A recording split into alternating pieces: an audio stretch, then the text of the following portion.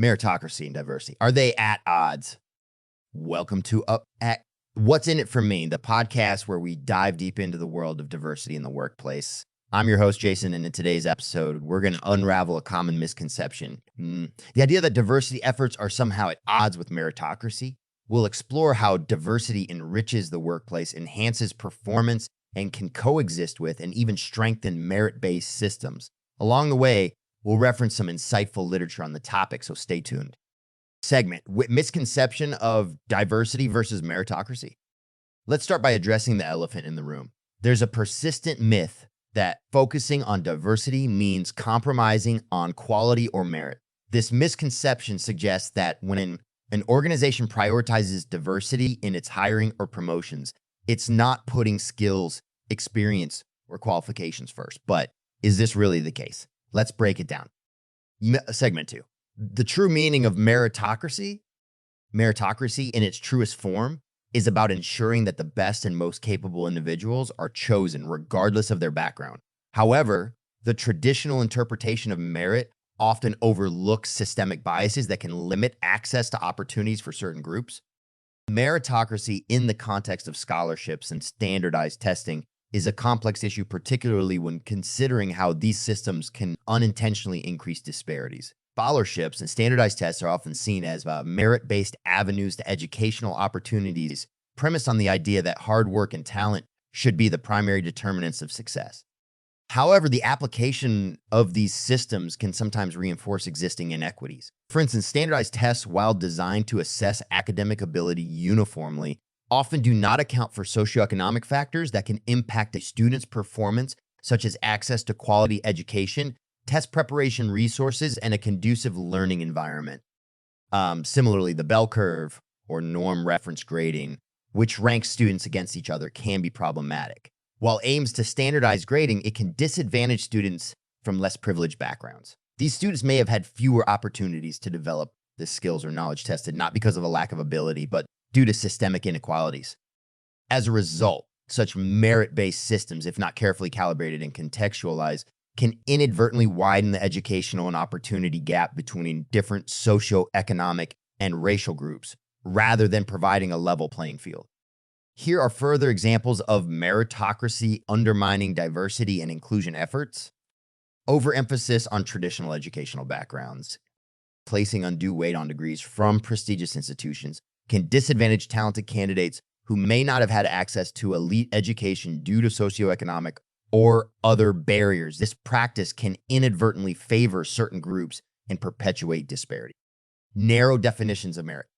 Defining merit solely in terms of specific experiences or skills that align with the majority group strengths can exclude diverse talents and perspectives. For instance, valuing only certain types of leadership styles or communication skills that are more prevalent in one group can marginalize others. Reliance on referral hiring. A heavy reliance on employee referrals for hiring can lead to homogeneity, as employees tend to refer candidates from their own networks who often share similar backgrounds. This practice can unintentionally reinforce existing demographic imbalances and limit diversity. Meritocracy, when implemented correctly, can support diversity efforts by ensuring fair and objective evaluation of individuals based on their abilities and achievements. However, if not carefully managed, meritocratic systems can also unintentionally undermine diversity and create disparities. Examples of meritocracy supporting diversity. Blind recruitment processes. In this approach, personal details like names, gender, ethnicity, and age are removed from job applications. This helps prevent unconscious bias in the hiring process, ensuring candidates are evaluated solely on their qualifications and skills, thus supporting diversity by giving all applicants an equal chance. Standardized and transparent criteria for promotion. Implementing clear, standardized criteria for promotions and career advancement that are just transparent and communicated to all employees can ensure fairness. This system allows employees from diverse backgrounds to understand what is required for advancement and to be judged on their actual performance in diverse hiring panels. Using diverse panels for recruitment and promotion decisions can counteract individual biases and provide a more balanced assessment of candidates. A variety of perspectives in the decision-making process ensures a fairer, more merit-based evaluation that can support diversity in the workplace. So when we talk about meritocracy in a diverse workplace, it's not about lowering standards. It's about broadening our understanding of what merit really means. It's about recognizing different types of skills, experiences, and viewpoints as valuable contributions. Book quote Cod, Diversity Inc. by Pamela Newkirk. Pamela Newkirk, in her book of Diversity, notes true diversity is not achieved through quotas or tokenism, but by integrating a diverse range of perspectives in every aspect of an organization. This is a powerful reminder that diversity efforts are about enriching the tapestry of skills and perspectives in an organization. Diversity as a merit enhancer. Diversity, when properly integrated, doesn't compromise meritocracy. It enhances it. Diverse teams have been shown to be more innovative, more adept at problem solving, and better at understanding and penetrating diverse markets. Think about it in a globalized world. Having a team that reflects diverse viewpoints and life experiences isn't just nice to have. It's a competitive advantage. Diversity efforts can significantly enhance the concept of merit, particularly in environments like the workplace or educational institutions. By broadening the definition of merit beyond traditional measures, such as standardized test scores or specific pedigrees, and including diverse experiences, perspectives, and skill sets, organizations can cultivate a richer and more comprehensive understanding of talent and potential. Diversity initiatives encourage the recognition of a wide range of abilities and strengths that may have been undervalued or overlooked in more homogeneous settings. For example, linguistic diversity, cultural competencies, and varied life experiences can contribute unique insights and problem-solving approaches, enriching collaborative efforts and innovation. Moreover, when diverse groups are represented, it can lead to more robust decision-making processes as different viewpoints challenge groupthink and bring about more thorough and creative deliberations.